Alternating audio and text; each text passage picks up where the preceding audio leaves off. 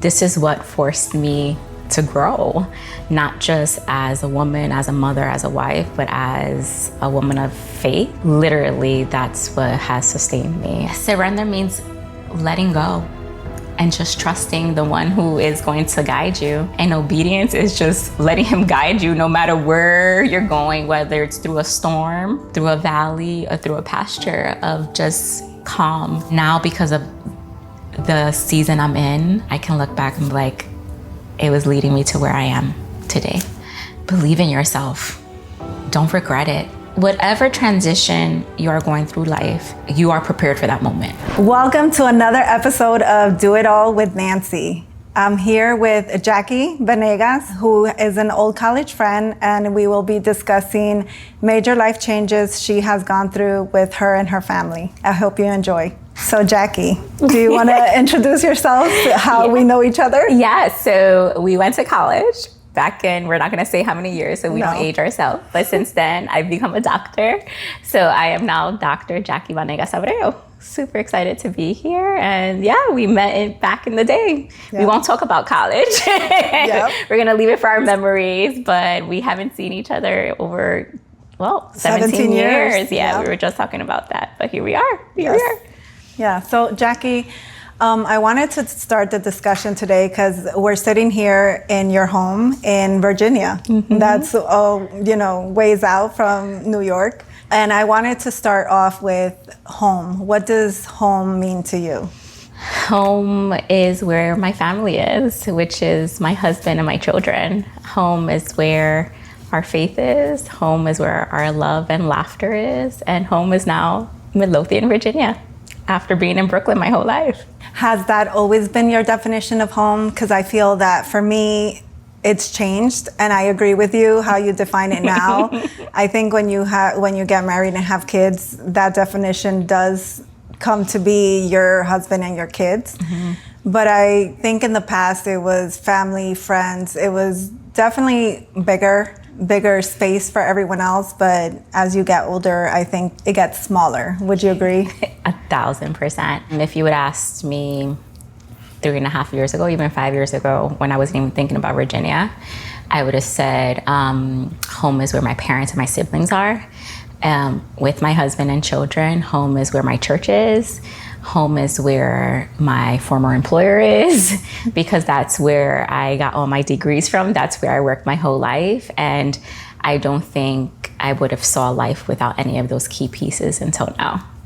What was your first major transition or move? Was this your biggest transition or move? Yes, totally. I would say this has been one of the biggest moves I've ever made in my life. I grew up being, as you know, me from college, wanting to know the answers to everything before I made a decision, wanting to control my future. And I think this is one of the biggest transitions besides motherhood and besides my marriage and all of that. But this is what forced me to grow, not just as a woman, as a mother, as a wife, but as a woman of faith. Literally, that's what has sustained me. And it was hard. It was super hard, but I'm here. What prompted it? So my husband, my husband has always been the visionary in the relationship. And I love him for that. Like I mentioned before, I want a plan. I want to see the blueprint of everything before I say yes or no to it. And he's just like, let's just do this. Let's make it happen. He's an entrepreneur. He owns his own business. He went to culinary school right before the pandemic.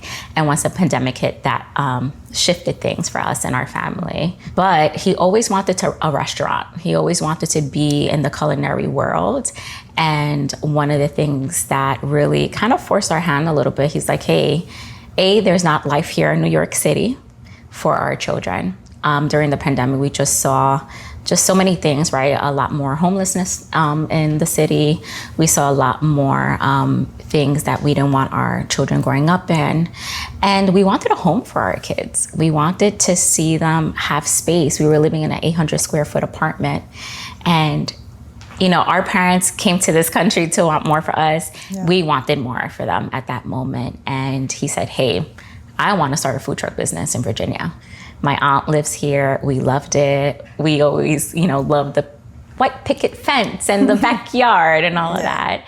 And in 2021, we came here for 2 weeks. We were like, all right, let's see if we can make this happen. And we intentionally came here for 4th of July weekend with 2 weeks worth of clothing to explore and see if this is a move. And literally within a split second, he's like, are we going to do this or what? And I remember thinking, oh my gosh, I don't know what to do. I don't know what to do. And I was like, yeah, let's just do it. And we signed on a home. And a year later, we moved in. We waited for our daughters to finish middle school in the city. And we just also saw the impact in our kids' emotional well-being during the time as well. And we just wanted a slower pace. So that's really it. So thanks, babe.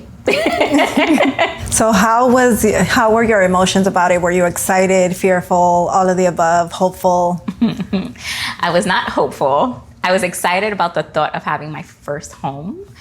I think that's embedded in our beings as being Latinas, I think, and in a Latino culture, like you have to have your home. This is what you want. And I think hearing that from my parents all the time, I was really excited about that. But then all the questions came of, am I going to find a job over there? I signed on a home without my job knowing I was going to sign on a home. Yeah, sorry. But it was really, I was following my husband. Yeah. I was really following my husband, and he sacrificed so much for me when I went to my master's program and my doctorate program. Then, as you know, in a marriage, there's compromise. Yeah. And this was one of the moments where I felt like I needed to support him because he had this opportunity to start his business here.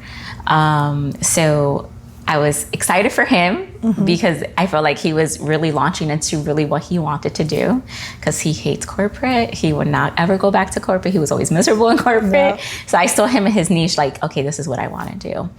But then I also felt sad because, oh my gosh, I was getting nostalgic, but my parents are getting older. I'm the youngest of the girls.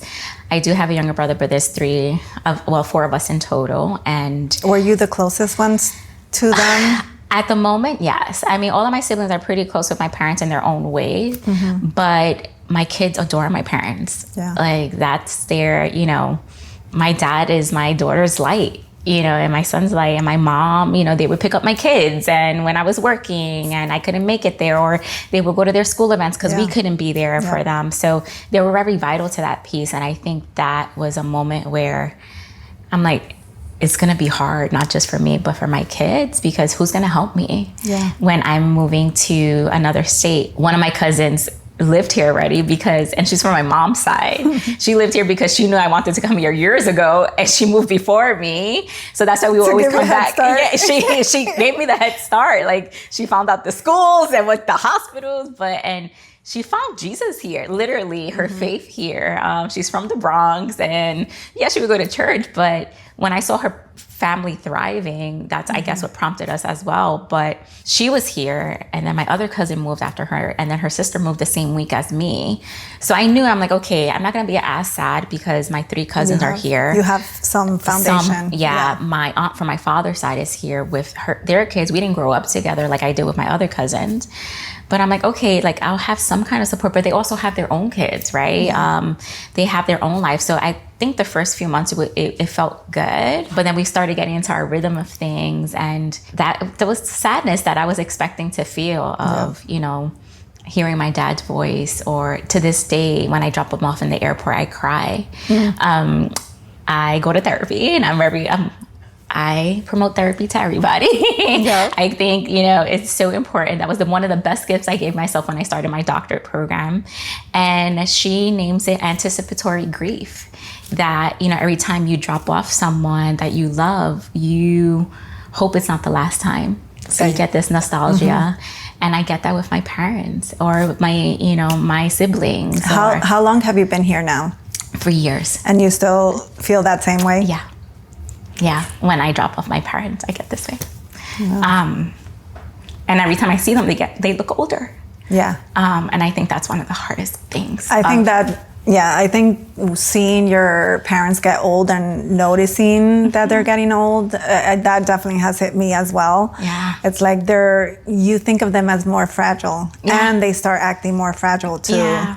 They're more sensitive as well. They get emotional. It's like dealing with your little kid, but as an older person. And it's tough because you do have to be more understanding. Although there are parents, now we kind of have to be that for them. Yeah, and I'm so grateful that my 2 siblings are with them.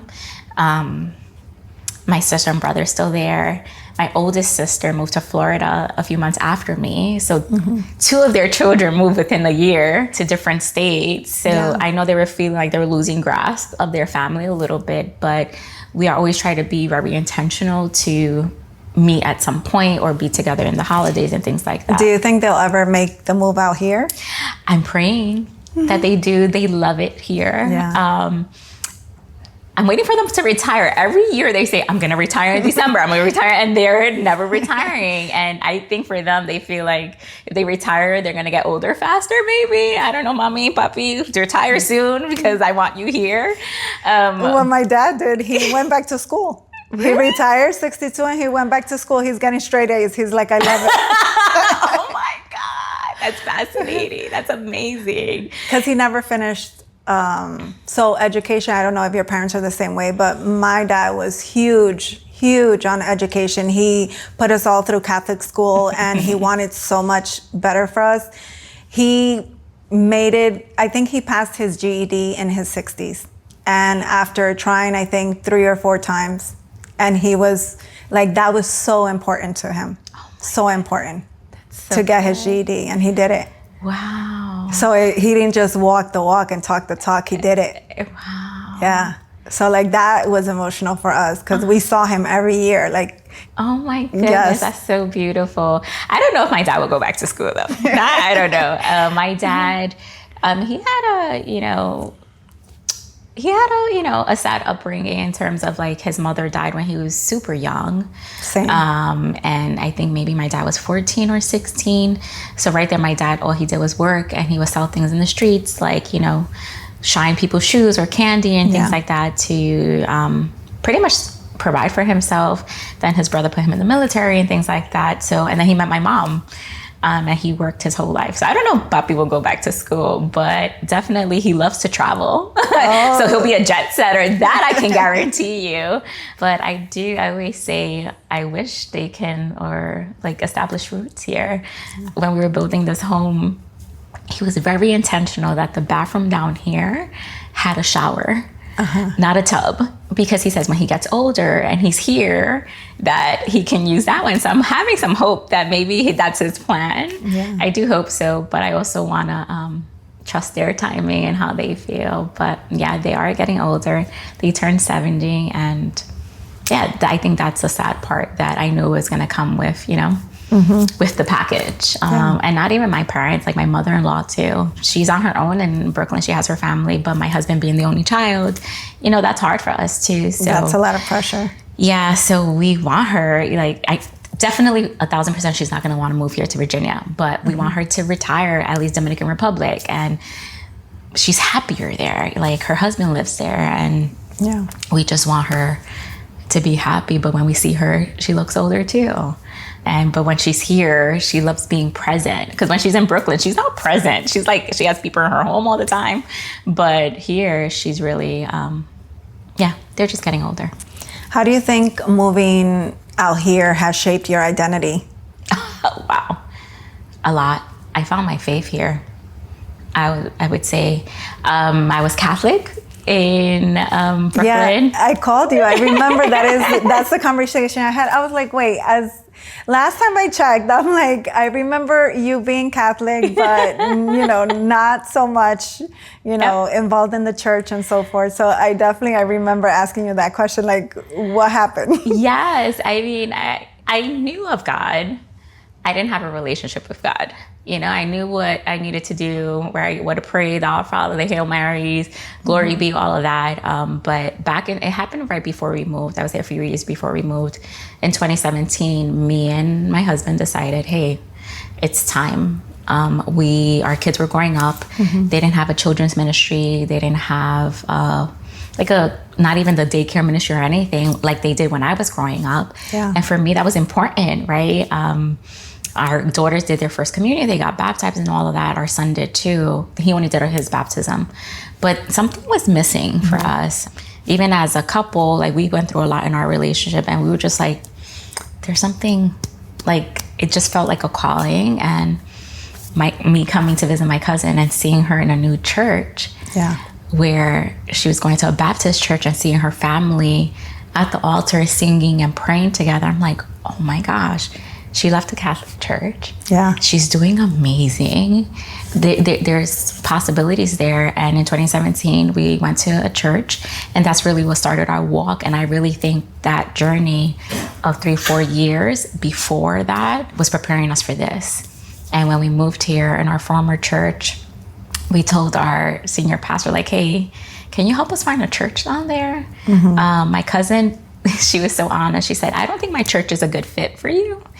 But there's this church that I think, because I know the church you went to in New York City, and I think this is more your vibe.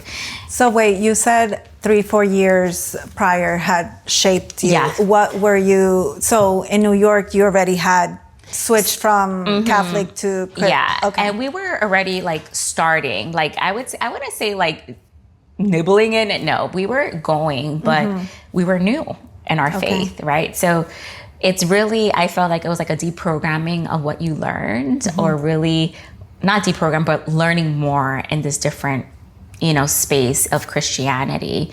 They worship differently. They had children's ministry. They had youth ministry. I started to get involved in the youth ministry. I was always involved in the youth ministry in the Catholic Church, but that was dying as well. And I just felt like me being connected in higher education, I wanted to help the youth. I wanted to engage with the parents. And that's what I was doing. But we were still, like, Anderson was just going to church. He wasn't serving. Like, he was just, I felt like he was just going to be like, okay, my wife is going through, check the box. Yes. Like I'm going to church. Why do you think that is, in terms of the Catholic Church, some of the programs dying out? Honestly, for instance, 2 weeks ago, my mom's church closed down. The only church she's ever knew since she moved to America. Yeah. And I really do think that they're losing focus of priorities, to be honest with you, of pouring in funding into these churches so they can grow the next generation. It was sad to see sometimes where it was only older people at the Catholic Church. They were losing sight. I don't know if you hear now too, a lot of Catholic high schools are closing down in New York City. Yeah.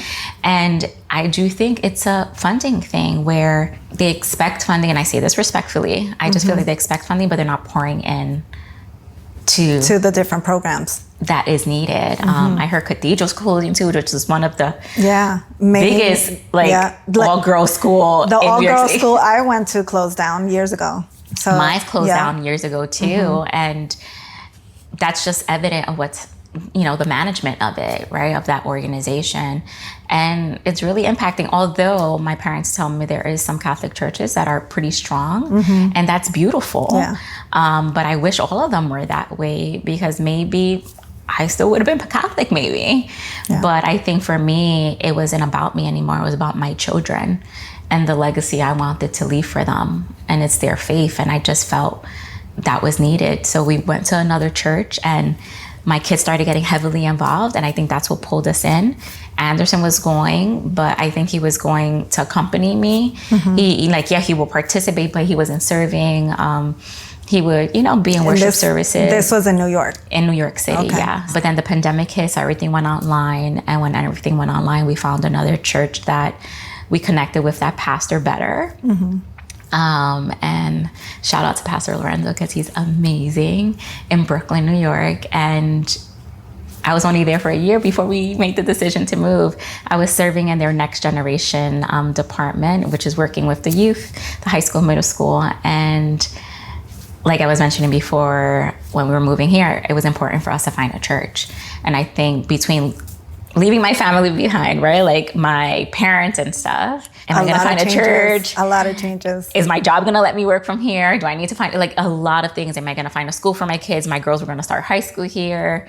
Do they have the services that I needed for them here, like they have in New York City? A lot of things, but we found a church that my cousin told me, and we've been there ever since. And that's the best thing that's ever happened to us and our family. What is, how do you feel when you're at church? at peace and in true joy. In true joy. I wish I knew God the way, like back then, the way I know him now.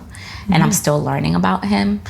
And he's still refining me in beautiful ways of things that, we don't realize that we were holding on to, like control is really like a trauma response of things, and how God is really removing that from me. When I lost my job at the institution I only ever knew that I got my degrees at, that I worked my whole career at. And that was a moment where I felt lost, but God met me there. And in my rawness, in my tears, and my anxiety provoking, not knowing what to do, of like, that I didn't have to be strong.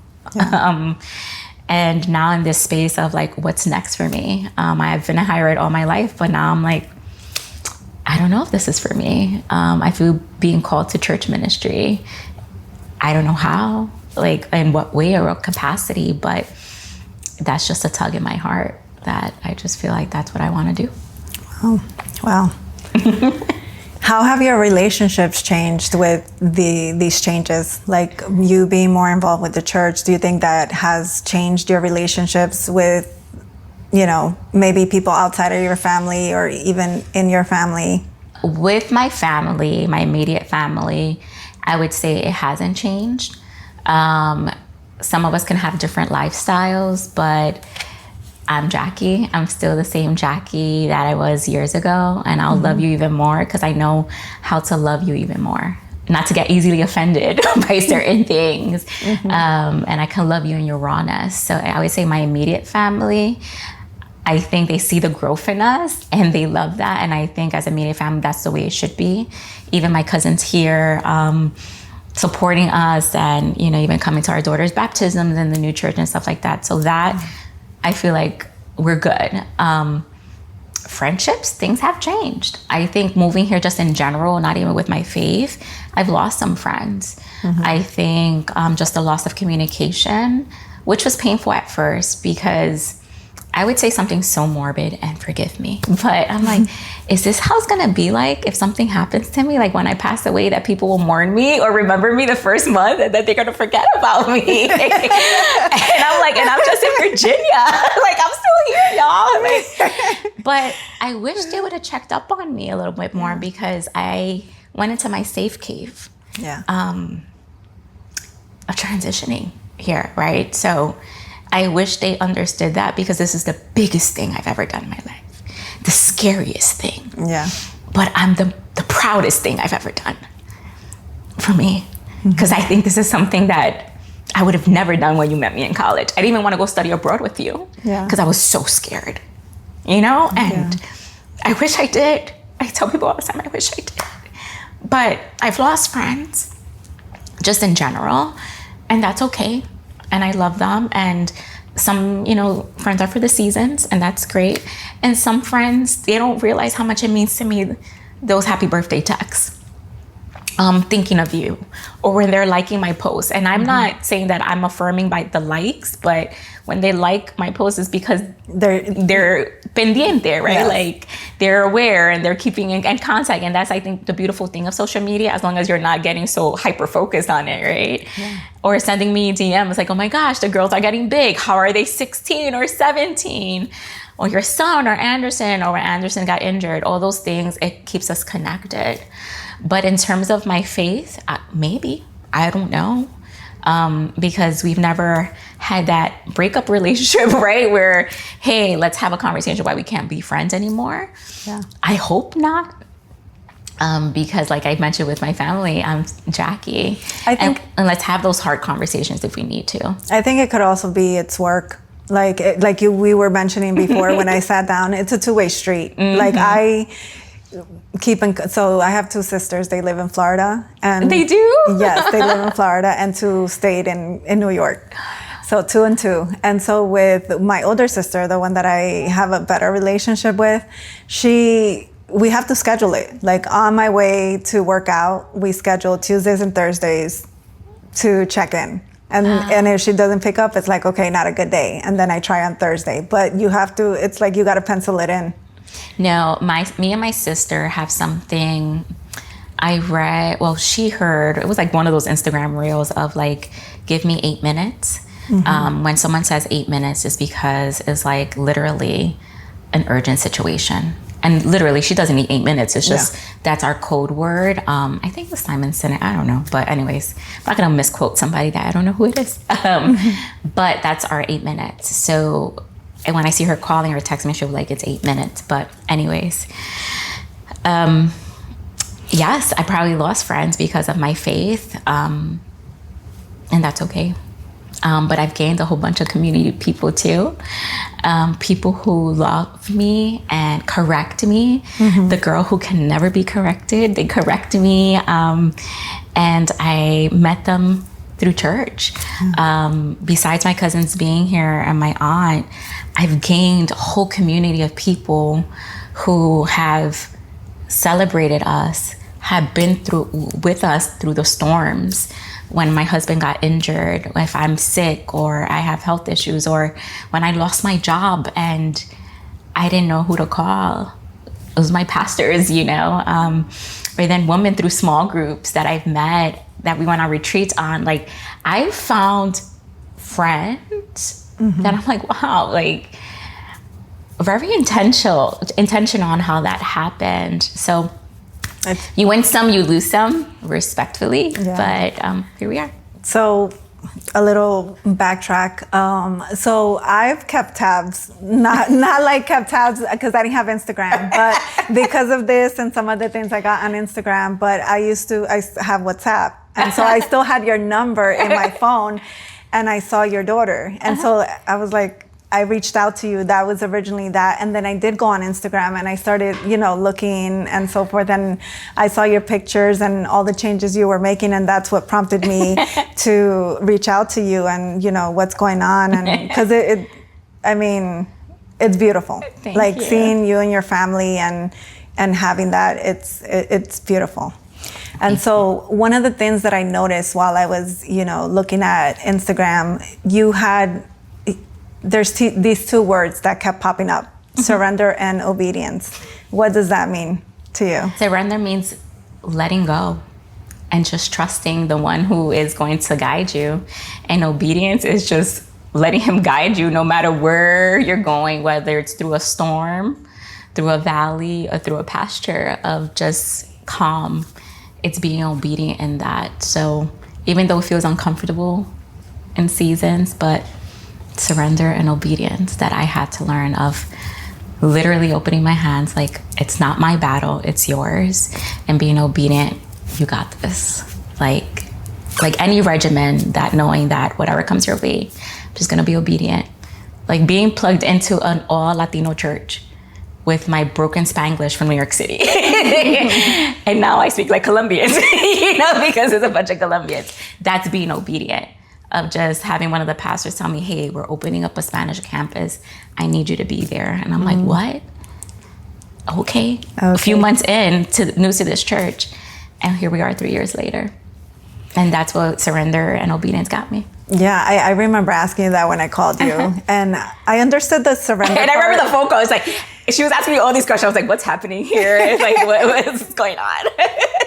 I remember that I knew surrender because I find that in my life as well. Like when things are getting hard, I think sometimes we push against it. But when you the way I describe it is you kind of give up in terms of trying to control. And I think I agree with that. That's how I understood it. It's like, okay, I'm hitting the wall because I need to let go.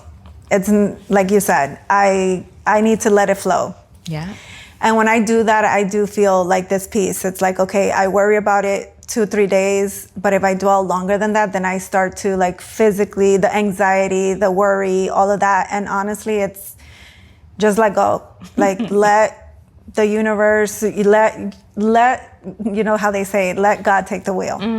So obedience was the one that I was stuck on, that I wasn't exactly sure what that meant, but you explained it. I was like, okay, that makes sense. And obedience can look different for different people, right? Obedience. So sometimes people can think, especially if you're in this journey with God, I have to open my Bible. I have to this, I have to that. I have to do this because now he's going to condemn me. He's going to punish me. Everybody's relationship with God is so different, right? But being obedient is like, check in, do what you have to do to really, and it can be like taking care of yourself too. Self-care. If you need therapy, if you want to eat better, like if you have health issues, like what are you doing to be obedient in that space? But I just had a thought real quick and I want to share. Surrender was one of the words I shared with my husband when we first moved here. He was going through the worst season, starting a food truck company. And I remember it just prompted me, the word surrender. His generator broke down. And he's there, he's like frustrated and yelling, like fighting by himself in a corner, literally. And I remember just packing one of the boxes for food. And I said, you're like that because you're not surrendering. And he looked at me. It's like when someone's so angry, like, and just to hear you saying like, that's my word. But that's interesting because that was the word that I gave him that now he gives me, because he's super chill with things. When things go wrong, he's like, well, okay. So I've learned the word surrender, even though I was the one that gave him that word, because you'll get tested if you want to learn surrender obedience. You want that muscle? Get ready, because it's coming. How has faith influenced your ability to handle uncertainty and change? I'm a work in progress.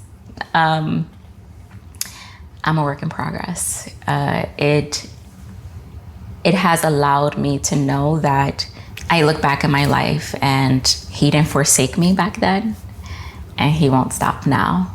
And sometimes I may not get the answer that I want, but that's not the answer I needed, right? And if I get an answer that is not okay, then I know that he'll provide, and like with resources, whether it's medical or financial, whatever. That faith really has impacted just my walk of life, even with my own children, of things that they're navigating, of where I try not to get triggered about things. It's just like, that's very grounding for me, because it's just like, how can I be a better mother?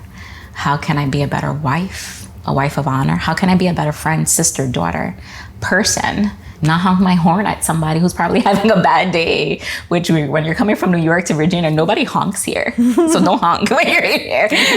But it's like, be more patient. So I think that has allowed me to reflect a little more and just live a better life for myself. You said surrender and obedience. If you want that, you will be tested. How has your faith been tested? With how long do we have? I moved here.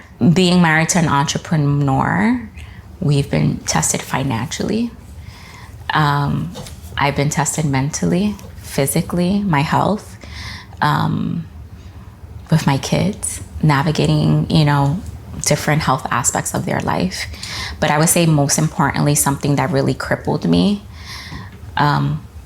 was when I lost my job. I didn't realize that my profession was an idol for me. I'm in this high, right? Because I just got my doctorate. Yeah. Like, what harm can happen to me, right? I have options. I have this, right? If I lose my job, I'll be great. Like, I'll have options I'll get better jobs because I'm a doctor. And that was not the case. To be told like, hey, we can't have you working from where you remotely are. Yeah. And that's fine.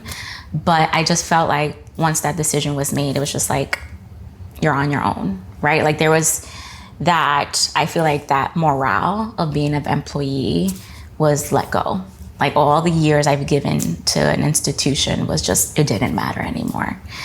I didn't matter anymore. So my degrees didn't matter anymore. And then when you're in that job process, getting rejection after rejection, it's hard. It's hard. And then you start questioning, what's wrong with me? Like, I'm accomplished. People love me, and then you start thinking like, am I supposed to be working for someone else too? Is this the end of my road? Am I supposed to think about things? So I entertained ideas too, like, what am I supposed to do? Because that's all I knew, right? Maybe I don't want to do higher education because I just felt so impacted that I don't want to be in that industry because they did me wrong at the end. It was not about the whole job loss. I think for me, it was just like, how it ended, of like, all right, she's not going to be here. We're not going to pour into her. We're not going to support her. We're not going to help her with this transition. It was really lonely. How long was that process of you, being, in a way, let go, right? Let go, and then finding your new home? I would say like 2 years. 2 years. I knew it was coming, kind of thing. So it was like, it's like when you have that timeline that something bad is going to happen, you just don't know when it's going to happen, right? So it wasn't healthy for me. So I would say 2 years of the first year, I was trying to finish my doctorate. Mm-hmm. So that was one of the things, like, okay, you finish your doctorate, Jackie, and we'll support you. But I knew after my doctorate, like, I'm not growing here. So it was like, we have to be careful. That's why I say surrender obedience, because I said, I don't know if I want to be here. And I felt like God was just like, all right, let me pull the rug under you. Yeah. Let's do this. But that needed to happen. It's funny you said that, because I talk about that all the time. It's like, you have to be very careful what you wish for or what you even speak. Because I remember I myself too, I started telling my friends and my sisters and my family, like, oh, I'm going to retire by 40. 40 came around, that's exactly what happened. I quit. That's a beautiful thing. And it was thing. just, I had no plan, no nothing, no backup. It was just, I just did it. No. And then it was around the time when I'm 40, because it was February 2024. And if you think about it, when we're born, we're 9 months. So 9 months, I'm born in December. I was like, yeah, I was in my 40th year. So May 2023, me saying that out loud, I'm like, I don't know if I want to do this. I don't know what's next for me. I've been at this institution. I already felt like it was a crossroad. I was super grateful that in my transition here, they supported me. So that, for a fact, I can name. And then boom, literally 3 months later was like, hey, we can't support you. And then I started applying for jobs because they gave me a 6-month timeline. And then I get sick and diagnosed with an autoimmune disease. And then I need a shoulder surgery that I had to take a leave of absence, literally. So everything was just happening. And, for them, they probably thought like, oh, she's taking a leave of absence. No, I was going through health stuff, literally, from navigating that to my autoimmune disease, because they couldn't determine why my white blood count was high. They thought I had leukemia. They had all these things. And it turned out that I was literally battling an autoimmune disease, that my joints were hurting, and it was deteriorating my shoulder, that I needed surgery to repair my rotator cuff. So that surgery happens, and I had to recover and go through therapy. And I'm going to be honest, during that time, I couldn't even think about applying for another job, because people would be like, oh, you're laid up, apply for jobs. And I'm like, but then there was a timeline I needed to go back. Like, if I didn't go back in person, that's it. So my leave of absence was ending, and I was applying aggressively and getting rejected left and right. I would make it to final rounds. I thought I would get the job, that feeling like, yeah, this is it. Yeah. I'm going to get it. And it didn't. And literally right until the end, I got a job. And here I am. Do you think because sometimes I wonder, I'm like, maybe, because I have two sayings. It's like, you are where you're meant to be, or you are where you're supposed to be, and everything happens for a reason.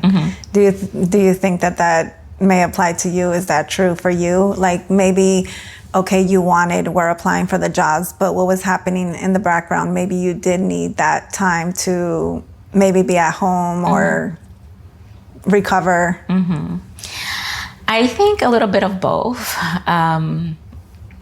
I do think I learned there, that whole control piece, that's where surrender and obedience came. Like, I kept worrying about like what my employer was going to think. That's absurd. Like, they're going to not think I'm laid up in surgery. They're going to think that I'm trying to scheme this. Like, that's my work ethic. Like, oh my God, they think that I'm going to... No, people literally, my own therapist was like, no, Jackie, you're sick. Yeah. You're sick. You are about to have surgery. Like, you're going through so much. But it was also the way I remember applying for a leave of absence and my supervisor being upset that I didn't tell her first. Can you imagine someone who doesn't even know how to articulate a diagnosis, who's being told that she's getting surgery? You think I'm gonna have the words to tell you? You already told me I was losing my job. Every time we had a one-on-one was not great. That's how I felt. Like, I felt like someone who was my mentor, I was losing already. And I didn't feel comfortable. I was like, all right, HR, do your thing. Here's my doctors. And of course, they don't tell them what it is. And they're probably gonna find out now what I went through and probably have a different tune to their things. But no one wants to keep telling the same story to people. Like, I got diagnosed with something, or I'm getting surgery. Like, because I also didn't want a pity party. And also I was trying to confront the reality that I may be unemployed too. And then my husband is starting his new business in Virginia while helping my kids navigate a hard season. So I couldn't shut off being a mother, but that was, I would say, 2023, 2024, that from August 2023 to August 2024 was the hardest season of my life. Wow. Have you ever looked back and seen a move or a change as something divinely orchestrated? 1,000%. If you would have asked me in 2021 when I signed on this home, I'm like, no, it was orchestrated by Anderson's idea.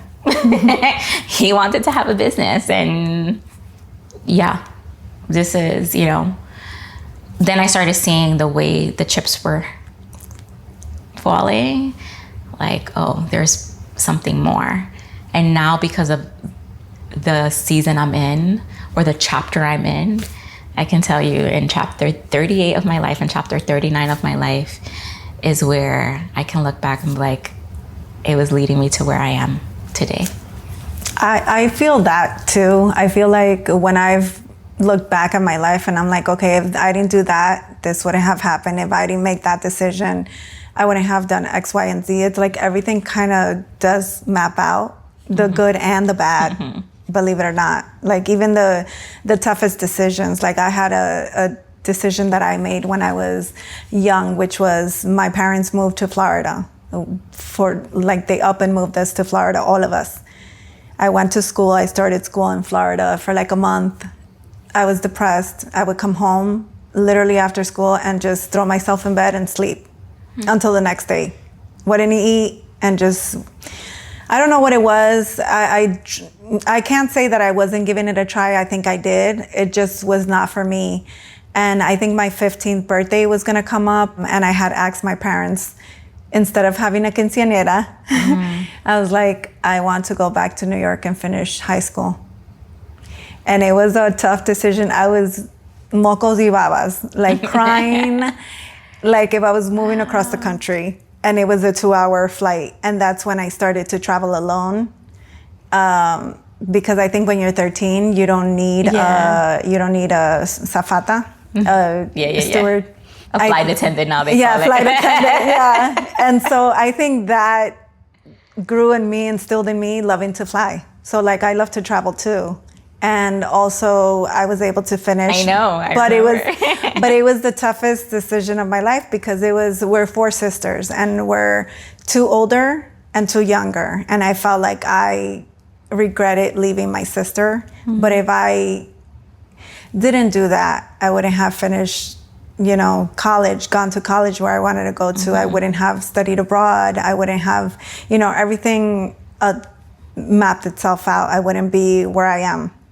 1,000%. I always say 1,000% because I just feel like 100% is good, but 1,000 is like, it solidifies it. And I'm looking at the camera just to justify my reasoning. I totally agree with that. And the reason I'm going to say that is me moving here, I also gotten closer with my mom. And, my mom was, strict with me growing up. But now she comes here, and I remember when we purchased this home, she wanted to be here for the closing. And I remember her saying, "Ánimo, hija. Like, you got this." Like, and this was someone who didn't want me to go away for college, and she wanted me to stay nearby. She didn't want me to be in the dorm. She wanted me to live at home. Yeah. And that was for me, that I think there I knew, okay, she's okay with it. Like, my dad is my dad. He's my weakness. But my mom, when she says it's good, okay, we got this. What advice would you give someone who is struggling with a major life change right now? Believe in yourself. Don't regret it. Don't regret it. Believe in yourself. Como dicen en español, que no mira hacia atrás ni para coger impulso. Like, just do it, because if you, whatever transition you are going through life, major transition, you are prepared for that moment. Like, you know how I was saying, like the chips, all those chapters is like a book. It's culminating to this moment that you're ready for it. You just have to believe you're ready for it. And what's the worst that can happen? It doesn't turn out the way you want to. Then figure out another path for it. But it's going to be okay. And that's what I need to tell myself, because I'm saying it out loud. I'm like, I need to repeat this to myself, but it's going to be okay because you are prepared for it. And I also like to tell people is like, you got to where you are, you're resourceful. Like, hone your skills. Like, you have gotten this far. Yes. Go back and remember what are the skills that you have that got you where you are. Yeah. Like, there must have, so sometimes, like when I was in my 30s, you know, it's like the building, most people start to get married, settle down, have kids. Some start earlier. And I feel that during that time, I kind of lost myself in a sense, because it's like, you know, either trying to build your career, I feel like it's the period of heads down. That's how I describe it. Heads down, doing whatever it is that you're doing. But then you come out of that and you forget the skills that got you there. For example, in my 20s, I kid you not, there was nothing that you would tell me I could not do. Like, I wanted to study abroad. Guess what? Who was at those meetings? I was. They knew my name. Like, I was there. I so admired that about you. I was a go-getter, and I think I forgot that. And now it's like we have to remember that person, because we lost it around somewhere along the way. And like, everything would happen. Like, I would think of something and it would happen. Like, it was just magic. And so I'm trying to get back to that energy again. Nancy, I speak about that all the time, about study abroad. And I remember you and Francia going to London. And I remember our other college friend, I'm forgetting her name, Priscilla, I think. She went to Italy. And I remember being in New York, I'm like, what the heck? And I always tell people, like, I was with Anderson, but he didn't prohibit me from going. It was me, my own self-sabotage. But just so you know, I remember, that's a core memory for me, you guys going away. And like, damn, they have cojones to go over there, because you guys came back so different in a beautiful way. So whatever you forget, remember that, because I remember that. I mean, I was homesick, but I was like counting down the days. It didn't seem that way, because you came back really focused. Yeah, but that's what I tell people. I'm like, I would say just go back to the skills that you have. What does it mean to have community? Because you mentioned that you found community here going through the toughest period of your life, which was this major change and the other changes that with your health and navigating with the kids. Did you have that, or it's just a new definition that you've found here? I would say I had community in New York City, but it was my family. Like, I had friends, but I felt like I started creating that community at the tail end before I moved away. So I have two of my friends who come visit us all the time. They're a younger couple, and we love that relationship, but I started formulating that stronger relationship right before I left. So some of them I do keep in contact with. But it was always my parents and my siblings and stuff. So here forced me to have community outside of my family members. Having my cousins here, and for me, community means you have to put yourself out there too. And I know it. I was very arrogant, like very arrogant. Like, I don't need nobody's help. I can do this. Like, there's something funny about you. I'm not gonna ask you. Like, it's just, I think it's a New Yorker thing. Like, it's really like, we got this. You make it in New York, make it anywhere. You come in. It's funny, because I was in Texas last week doing another interview, and like, you go into a certain area already with judgment, in a sense, like, oh, they're gonna judge me, whatever, and then you come out of and it's like completely different. You have to let your guard down. I remember driving through this community, people wave here. And my son being a little younger. It's like, why are they waving at us? Mommy, who is that person? I'm like, I don't know. Why are you waving back? Because I guess you have to do that, you know? So I think for me, it allowed me, community means letting your guard down. Being expectant. Don't come in with assumptions, especially if people don't look like you or act like you. Yeah. And be vulnerable to ask for help. Like, remove that pride. Humble yourself. Don't talk about what you've done versus who you are. Because sometimes we feel like we have to celebrate our accolades and we have to talk like I feel like it's like where two people come in the ring and you have to prove yourself to, no, just. I've realized that a lot of people don't care. And I think sometimes it's you trying to project like I'm important, or I want you to, you know, be interested in me, that I'm interesting. Yeah. And I think once you let your guard down, and I think it's also like my past too with friendships. It's just, you know, I've been hurt in friendships, but I would say much younger in my life. Like, of course, your teenager friendships with people, you know, high school with a bunch of girls, like, you know, and I think that has led me to not allow people in my life that living here, where I only have very few family members here, forced me to open up and be myself unapologetically. Where growing up with cousins, they accept you because they're related to you, but these people are not related to you. And then when you start saying they accept you for who you are, it's a beautiful thing. Yeah. What spiritual practices or habits help you find peace and direction when you're going through seasons of change? I discovered one quirky one this week. I'm starting to wake up in the morning saying, "Good morning, Jesus." I just feel like it's like, here we are. We're going to walk a new journey together. But besides that, that's just my quirky one. My Bible, small groups, I think that's really what has strengthened my faith. And small groups, we call it here, it's just like community groups, where depending on interest or themes or whatever, you get together. And I did a curriculum, one of my first small groups here, that has changed a lot of different things, like the power words or just forgiveness, different themes they talked about that has allowed me to really be in community here. And that's, I think, one of the main spiritual practices. Of course, with prayer and stuff like that, we pray as a family, we pray as a marriage. That's really important, going to church and stuff like that. But I think the community groups is really what like solidified it, because I get to talk about real life situations. Yeah. Whether it's, you know, all the things I've named, and have people listen to me, guide me, correct me, love on me. Because you can't do that on Sunday at church, right? You can pray and worship, but that's different because you come in raw, literally, like, here I am. And you can ask those hard questions too. Because sometimes people think, like, when you have Bible study, you need to know all the verses of the Bible. You need to know, if someone says, tell me James 1 and 9, what is it? And it's like a test. No. Like, Anderson has a community group with men, teaching men how to cook. And they have hard conversations. I literally go upstairs. I don't listen to them, but that's a beautiful thing, because it takes away that stigma of that's what Bible study groups are, where it's just like testing on the Bible. No, we're teaching you the Bible.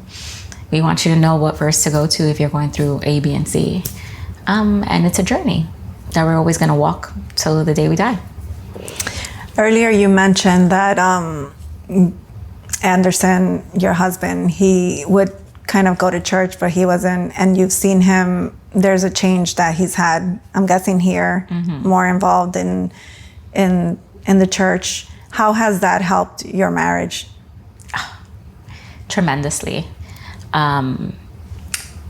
Him coming here in typical Jacci fashion, the pastors wanted him to do creative work, like social media, because he does the social media for his business. And I invited him to this meeting. He's like, what am I doing here? Why are you bringing me here? I'm like, they asked for you. They want you to be here. Well, I don't do this. I don't serve in churches. Like, he was so apprehensive. But that's really what led him to be who he is today. Just that moment of plugging him in and registering from groups that he didn't know he was registered for. Now he's leading his own groups and doing great things. But for our marriage, it allowed me to step back. I had this persona, right? It's like my way or no way, right? This strong character of you do what I say kind of thing. And for I have that. I need help. No. And for me, I think it was more so I need to let him lead. And it's not being submissive to who he is, but it's like he's the leader of the home. Like, let him lead, right? It's is he? Yeah, no, he is. Now he is. No, I'm talking about me. I'm like, is he? We'll talk, girlfriend. That's a whole different podcast. But I'm already feeling stressed with all the other things I'm navigating in the home. Mm-hmm. I need to let my man lead. And for us in our marriage, that has really, I don't know, he doesn't say it, but maybe it empowers him to feel like, hey, I have a responsibility with my family. Mm-hmm. And the other day he sent us a text about, navigating something hard in our family right now. And just some uplifting words where, wow, it's not me coming up with these words of what we should do, whatever. It was just like, no. And seeing him fall in love with God has made me fall more in love with him. Because I see how he wants to help people. He's always wanted to help you. That was always with Anderson, whatever. Yeah. But he wants to, he goes to the jail and he's preaching over there, really for the Latino community. You would have asked Anderson 5 years ago, probably not. And he said he loved it, because me sending my husband to jail to preach, I'm like, whoa, and he has taken away that stigma from me. Mm-hmm. Those people are more free than us outside, because they're just walking in their faith and they want better for themselves kind of thing. So hear him say things like that, I'm like, dang, I love you even more. I love you even more. Or seeing how he's shepherding other men, how he wants better for our son, right? Paving that way. And like I mentioned, it's not it's his say or no way, or how we even argue. Maybe I shouldn't have said that, or being slow to respond, because I'm really quick. I could be really quick, what you said? Want to fight? What were you doing? But even now, just being more tapered in that area, where people who's reviewing, they're like, yeah, okay, Jackie, whatever. No, I'm serious, guys. I'm so serious. Or how he loves on me and he's patient with me, and just the conversations and how we're dating, I know, I scrolled through your Instagram. I was like, wow, what's going on there? Yeah. I'm like, Gotti. I'm like, look. No, and I know that's what really has, we went through hard stuff in our relationship. And I think that's really what saved us, that God was redeeming our relationship. And that's my man. That's my husband. And I honor him, and he honors me as his wife and takes care of us. And he better. No. Listen, not only he takes care of me with food kind of thing, because people always be like, oh, he cooks for you all the time. Yes, he does. And I'm okay with that. Yes, I know how to cook. That's always the question. You know how to cook? Yes, I know how to cook, but I don't want to. No, wait, mine is I don't want to. Yeah, I don't want to, but sometimes, I want to cook for the kids, because the kids love this one plate I cook, and I'm like, I don't want to do it, but I have to, Mm-hmm. But it's really, it exemplifies too that marriage is hard. So hard. It's okay that it's hard, and you just have to work through it together. Yeah. So my final question, what's one lesson about change and faith you hope to pass on to others? What's one lesson I changed? That's a hard question. Mm-hmm. That's a really hard question. You came really prepared, thank you. Yes, very prepared. It's gonna work out at the end. It may not work out, and I mentioned this before, it may not work out the way you want to, but when it works out, you're like, wow. Better than what you expected. Yes, it always does. And I think that's what gives me hope in my next step, my next. It's whatever that next is. Do it. It's gonna work out. and it's going to be beautiful. And then our next podcast, we're going to be talking about that next. Yeah. I cannot wait. Thank you. No problem. Thank you. That was fun. Yay. Yay.